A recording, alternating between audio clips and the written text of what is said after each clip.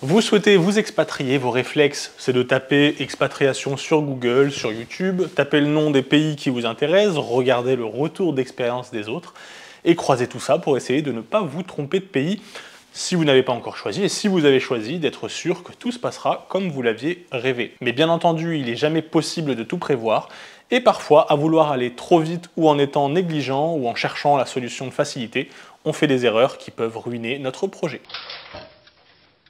Australie. Ah non, pas encore. Ben, on tombe dessus, c'est le jeu, ma pauvre Lucette.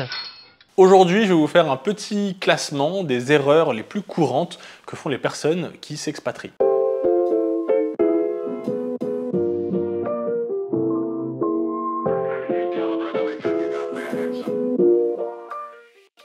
Salut à tous, je suis Émile OS, juriste et web entrepreneur. Sur cette chaîne, on parle de business, de droit et plus particulièrement du droit qui entoure l'activité des web entrepreneurs dans le monde. Je partage souvent des news et des infos légales importantes pour aider les expatriés à optimiser et sécuriser légalement leur expatriation et leur business. Donc si tu te reconnais, abonne-toi à la chaîne, tu verras, ça peut même te sauver les miches. Si tu as besoin d'aide pour aller plus loin et en savoir plus, tu trouveras tout en description, contact, canal Telegram, coaching et formation. Et notamment la formation Expat Entrepreneur qui a d'ailleurs été mise à jour, donc va y jeter un œil. Et restez bien jusqu'à la fin, j'ai un cadeau à vous faire. Bon, commençons cette liste. Point numéro 1, n'avoir aucune résidence fiscale. Ce point est sans doute le plus important, surtout si vous gagnez pas mal d'argent. Vous, quand vous vous expatriez, vous voyez un voyage, vous voyez une aventure humaine, une expérience unique.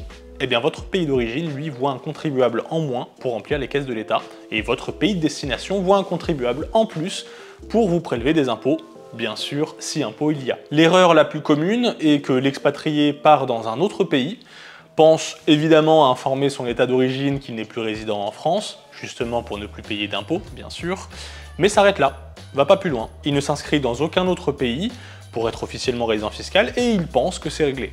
Alors que non. Retenez cette phrase, ce n'est pas possible d'être résident fiscal nulle part. Cela veut dire que si votre pays d'origine un jour se penche sur votre situation et constate que vous n'avez aucune résidence fiscale, croyez-moi, il ne va pas attendre longtemps avant de vous redresser et vous demander de payer des impôts pour toutes ces années où vous n'avez rien payé. J'ai d'ailleurs consacré une vidéo sur ce point sur ma chaîne, elle s'affiche ici.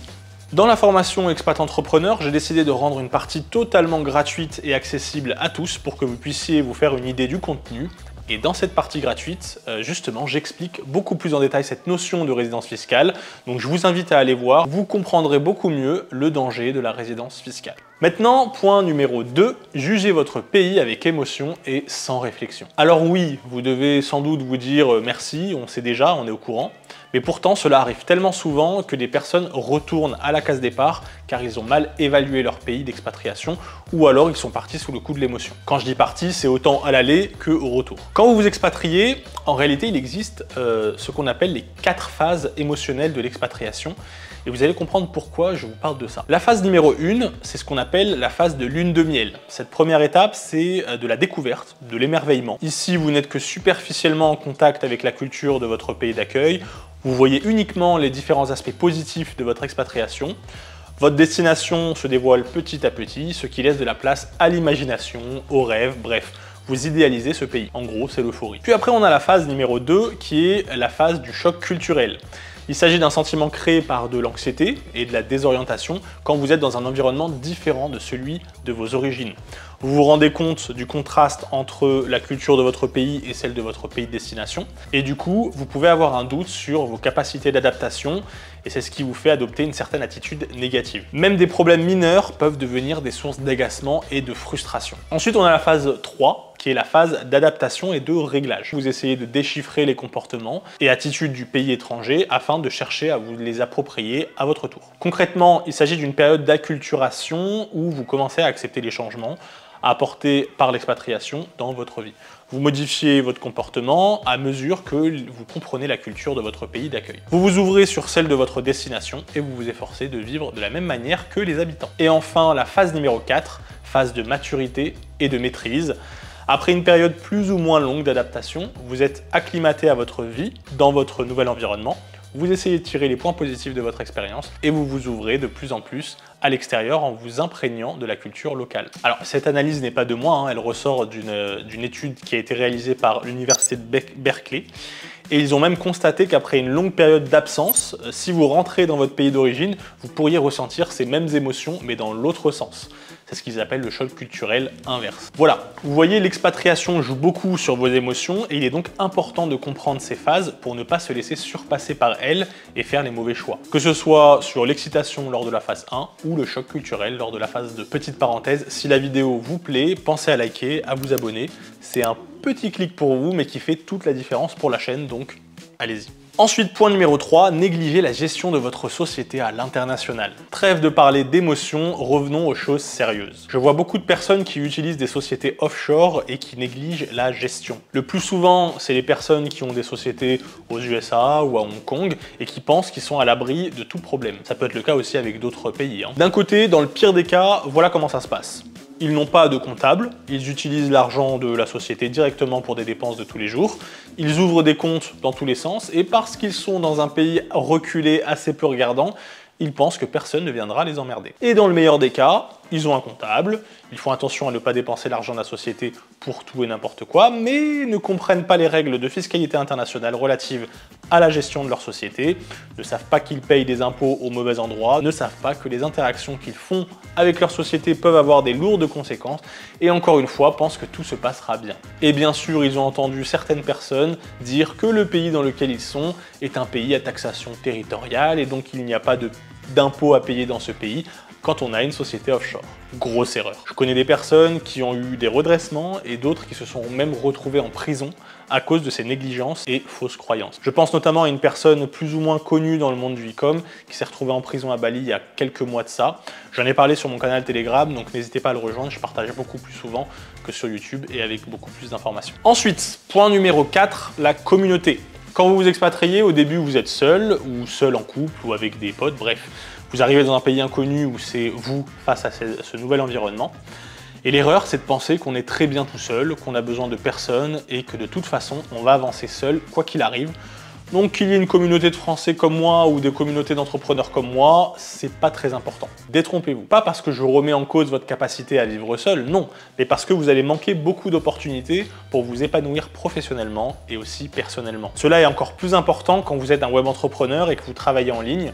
On a très peu d'interactions réelles et on a tendance à s'isoler et avoir du mal à se sortir de cette bulle de travail. Au bout d'un moment, la solitude pourrait non seulement vous faire manquer des opportunités de vous développer et vous épanouir, mais surtout vous gâcher votre expatriation car vous finirez par vous sentir seul et vous aurez la sensation de ne pas être assez bien dans ce nouveau pays. Sensation qui pourra sûrement être trompeuse. L'entourage est très important et j'invente rien. Plusieurs études ont démontré que les personnes qui étaient entourées de leurs proches, de leur famille, leurs amis, leur communauté étaient beaucoup plus heureuses. Ne vous enfermez pas de manière générale et encore plus lors d'une expatriation car ça peut être fatal pour votre expérience. Ensuite, point numéro 5, le développement de votre business. Vous expatriez, vous faites les choses bien, vous avez votre résidence fiscale, votre société offshore ou pas, bien structurée, et vous vous rendez compte que vous avez besoin de vous inscrire sur telle plateforme de paiement, ou alors tel exchange crypto, ou telle plateforme de publicité, etc., etc. Bref, vous avez besoin de vous inscrire quelque part, et la surprise, on vous informe que ce service n'est pas disponible pour les personnes qui sont résidents dans votre pays. Et là, vous vous dites, mince, comment je vais faire? J'ai vraiment besoin de cet outil pour me développer, ou alors scaler, ou même tout simplement pour que mon business existe. Eh bien, vous l'avez compris, ce genre d'erreur peut arriver souvent. Et en fait, ici, c'est tout simplement oublier d'anticiper, d'avoir des comptes partout où c'est nécessaire pour ne pas se retrouver dans ce genre de situation fâcheuse. En gros, créez vos comptes indispensables avant de partir et n'attendez pas après. Ici, en général, il y a deux possibilités. Soit vous allez dans un pays où vous savez que de toute façon vous aurez accès à tous les services dont vous avez besoin, en tout cas vous en êtes sûr, soit vous allez dans un pays un peu plus reculé niveau business et là il faudra anticiper au maximum. Mais méfiez-vous, même si vous allez dans un pays où vous pensez que vous aurez accès à tous les services, vous pouvez être surpris et même au dernier moment. Par exemple, vous pourrez vous inscrire sur un site, vous pourrez candidater pour un certain service, vous recevrez même un email de confirmation, voire même vous pourrez commencer à utiliser les services et là bim, au dernier moment, vous recevez un message pour vous informer que finalement, ils ne travaillent pas avec les résidents de tel pays, car trop de risques. Et là, ici, je pense par exemple à Dubaï. Oui, ça arrive. Voilà les erreurs communes que je rencontre auprès de personnes qui me contactent et que je constate autour de moi. Ce sont bien sûr des points que j'approfondis beaucoup plus dans la formation Expat Entrepreneur, et cette formation va bien évidemment plus loin sur la mise en place de votre plan d'expatriation, autant sur les aspects juridiques indispensables que sur les aspects pratiques et business. Vous pouvez de toute façon accéder gratuitement à une partie de la formation, et comme j'ai fait une grosse mise à jour, c'est l'occasion pour moi de vous proposer une réduction exceptionnelle avant augmentation du prix. Enfin, concernant le cadeau de la fin dont je vous ai parlé au début de vidéo, j'ai décidé d'offrir un accès à la formation à l'un d'entre vous gratuitement. Pour ça, c'est simple, vous likez, vous vous abonnez, vous commentez en disant ce que vous voulez, n'importe quoi, et vous rejoignez le canal Telegram car c'est là-bas que j'annoncerai le gagnant. Voilà, j'espère que vous avez aimé le sujet du jour. Likez, abonnez-vous et on se retrouve dans une prochaine vidéo. Salut!